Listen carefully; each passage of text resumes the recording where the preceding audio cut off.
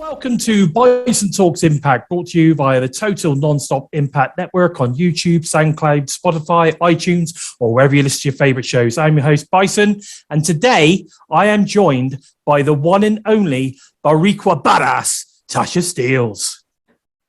Boricua Badass. Boricua, do you know what?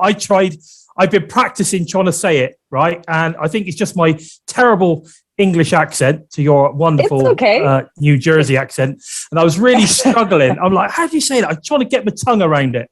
It's all about rolling the R's. You roll your R's and you'll get it right. Don't worry about it. Practice makes perfect. Right. How give it to me again. Let's see if I can get this.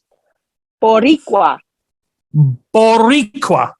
There you go. See? Look at that. There you go. Rolling the R's. There you go. There you go. There we go. Boricua Badass. I love it. Fantastic. It's absolutely fantastic to have you on the show today. You're one of the people I've actually wanted to interview for such a long time, and pretty much ever since you've arrived on the scene, because I find you extremely entertaining. So it's great to have you on the show.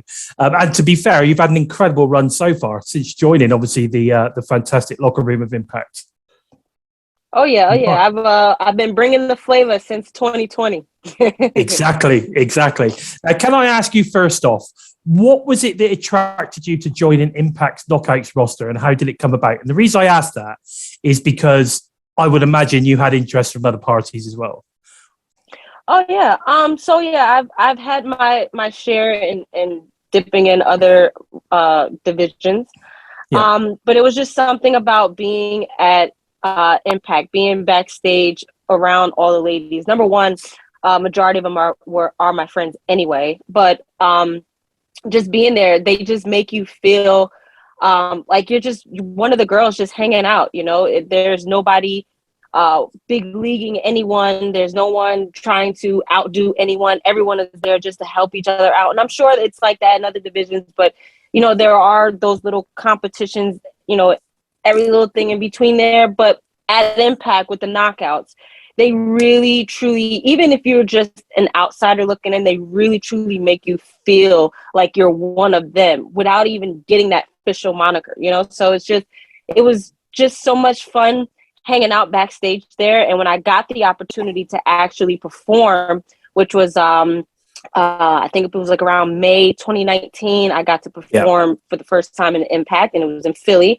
And just being there in that Knockouts Battle Royal, the first thing I wanted to do was just shine, you know, and the girls were motivating me to like, listen, we're going to get in here. They already know us. They see us, but here you are, a newcomer, like just do something. And I put on a good show. And when I got backstage, I got great feedback, and, you know, I just kept getting eyes on me. And it was Kiera that I just kept talking to, like, you know, how do I get them to keep, you know, looking at me? And she was like, listen, just come, just show up and you know, ask for an opportunity, and eventually you'll get it. If you don't get it the first time, you know, you'll get it eventually, because they're all about giving opportunities. And that's what I did. You know, I just kept showing up, and I got my opportunities again. And then around you know, beginning of 2020, I was getting that interest, like, hey, okay, we're gonna start bringing you in more. COVID hit, unfortunately, which sucked, because it was like everybody was out of a job. But I got that phone call from Tommy Dreamer, and he said, listen, got this opportunity for you. It's nothing guaranteed, but if you want to do something with us, here's the opportunity. And I couldn't say no to it, as much as, you know, they did have the safety protocols, but I didn't want to say no to it. So I went down there, did my thing, and got offered that same day. And I'm just blessed to be here. That's awesome. Absolutely awesome. Thanks for that. Now, once you became one of the tag team champions with Kiera Hogan, obviously, as the Fire, you already mentioned Kiera, and you, of course, bring in the flavor. There was a real buzz about, you know, the way you had a presence in the ring. And of course, you know, on the mic, people really started to get a feel of who you were, what you brought to the table. But what was it? You know, was it always your intention to be going for that Knockouts title? Oh, of course. I mean, that's the goal. Entering in Impact, I'm not going to waste any time. That's what I want to do. I want to be at the top of the Knockouts division. And the top of the Knockouts division is the Knockout World Championship. I mean, at the time, the Knockouts tag titles weren't even reinstated back in. So it's everybody fighting for this one spot. So that was my thing, wanting to come in, and, you know, I brought the flavor, like I said. And now my second goal is being the Knockouts world champion. When the tag titles was brought back, I was like, hey, listen, this is a good opportunity for me to have the Knockouts tag titles, have that under my belt as well, on my way to chase to get that Knockouts world championship. And I did that. You know, I won it not once, but twice. And now I'm on a path of, hey, I still need to be at the top of that Knockouts mountain. And now I have this opportunity at No Surrender against Mickie James. And I plan on walking in there and just beating battered or bruised, taking Mickie to the limit. I plan on walking out as the Knockouts world champion. I don't blame you. That sounds good to me. Now, interesting. Obviously, you mentioned the tag team titles. It got introduced a little bit later on. What was really, really interesting was, how did you decide that the kind of style that you guys wanted to go with? Because one of the things that I think works really, really well for you guys was this almost kind of like a running commentary in the ring when you were you know, performing, which, you know, in the kind of what we talk about, that COVID era when we got no fans in the arena, it added something so different, and just made the show, or made your performances so much more interesting. Not saying that the wrestling wasn't interesting, but it just added that little extra dimension to every single match. It made you go, these guys have got something. They're really special together. And I think when you got no crowd, but you've got you guys basically sort of kind of, you commentating your own match, as I'd like to say. How did you come up with that idea, or did it just happen naturally? You know, Bison, Kiera and I, we're small, but we talk a lot, you know, and this is us like all the time. This is not just a show. It's not an act. This is literally us. Like, if you hang out with us outside of wrestling, you'll understand more as to why we do what we do in the ring together all the time. Yeah. We just came up with, okay, we have to be different and we have to stand out more, because people are already doubting us. We're these short girls, we're small, we're fast, but it's like, here you have your Jordan Graces, you have your Havocs, you have your Rosemary. These are girls that are bigger and stronger than us. So it's not like we have to be faster and we have to be more agile. We have to do all that. But at the same time, it's like, why not talk trash at the same time while we kicking their ass too? Because it's like, it'll get under their skin. It'll get in their head, and then it'll cause us to have a victory. You know, what better way to mess with your opponent is getting in their heads a lot, you know? So that was our thing. Our thing was to make sure that we do something different from what everybody else was doing. And because there was COVID and there was no fans, we were like, we need this adrenaline high. So how can we get to, well, let's just hype each other up. And that's what we did. We just hyped each other up in the ring, and it just became a thing to where everybody loved it. I mean, I know there were times where Josh was on commentary and was just like, well, I don't have to talk anymore, because these girls are just going to commentate their own match while they're having the match, which is the greatest thing. And we just became the best entertainment during the COVID season. And even when fans came back, fans were definitely looking forward to us doing the same thing, and we did, which is the greatest thing ever. And I had so much fun doing that. And it wasn't, I think, just everybody loved it. Yeah, it wasn't just, you know, something we didn't think of. We just do it. That's it. We just go out there and do it. The only thing was just like, how can we be different? And that was the first thing that came to our minds. Fair enough. I mean, it's interesting that you did actually sort of kind of like come up with that idea. I almost felt that it might have been something that you just started doing one day and thought, oh, this is quite good, and we just kept doing it. But I I think it's great that you actually thought about it and said, this could be different, this could be cool, and it worked. It worked great, because I think everybody loved it. Everybody loved it. Now, fast forward to 2022, and you win the first ever Knockouts Ultimate X match to become the #1 contender.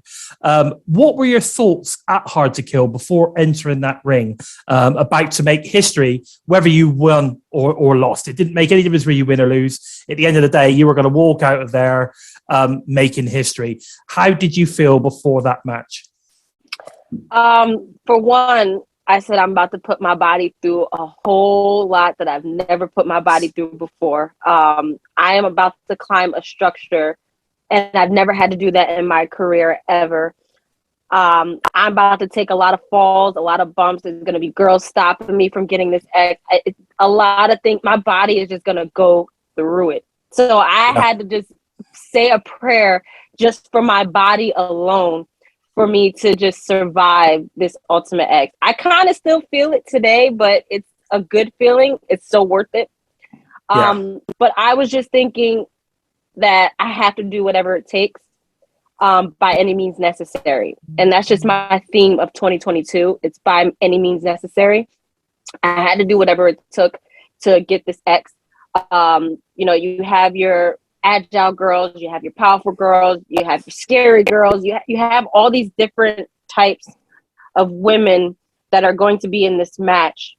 And I had to do whatever I had to do to beat every single last one of them, So that was just my thoughts, and I made it through, and I made history for the second year in a row. You did. I think all of you girls did an amazing job for that, and I hope that they do another one, because it was pretty badass. It was a pretty badass match. One other thing, recently we've seen a few fresh knockouts join the roster. I mean, we've got Lady Frost, we've got Masha Slamovich, The Influence, of course, and now Giselle Shaw. Who out of the recent additions would you like most to face in an Impact ring, and why? I mean, you could give them all to me. Nobody's exempt from this ass whooping. I mean, you could give them all to me. Every time someone comes, past, present, future, give them all to me. I will line them up, I will knock them down, and I will send them packing, whether it's the retirement home or whether it's back to the training center for them to regroup and think twice about coming for the Border Equal Badass. I will take them all on. So I am not discriminating against anyone. Everyone can get this ass whooping. Sounds good to me. And I'm sure everybody, including myself, would like to see that as well. Now, I wanted to ask your thoughts on the latest way to access Impact content. Of course, we've got YouTube with, the YouTube Insiders, the Ultimate Insiders, and several other options. I mean, what are your thoughts on all of this sort of stuff, which is going on behind the scenes now, like creating more and more access to Impact content? I mean, it helps fans gain more access to see us, us being on Access TV.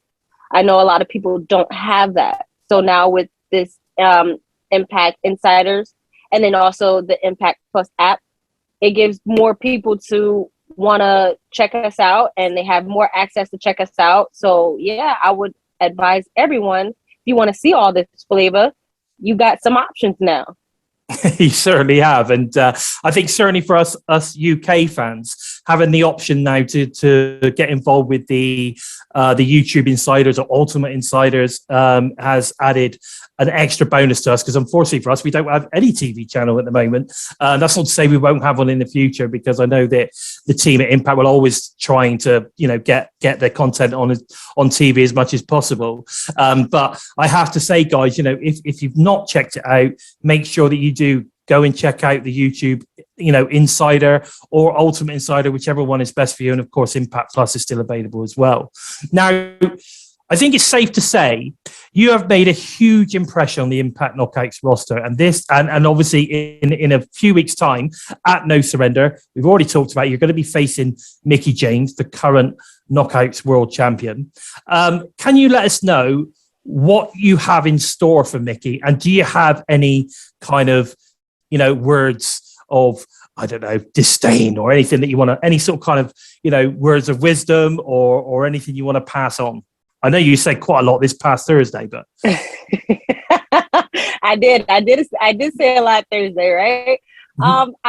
I think Mickie and we have been exchanging a lot of words with each other for like the past couple of weeks now. So I think everyone knows how we feel about each other at this point, and what we're most looking forward to going into No Surrender, and that's beating each other's asses. Just a little sneak peek. I don't want to give it all away, because then if I give it all away, then how is everybody going to watch No Surrender on the Impact Plus app?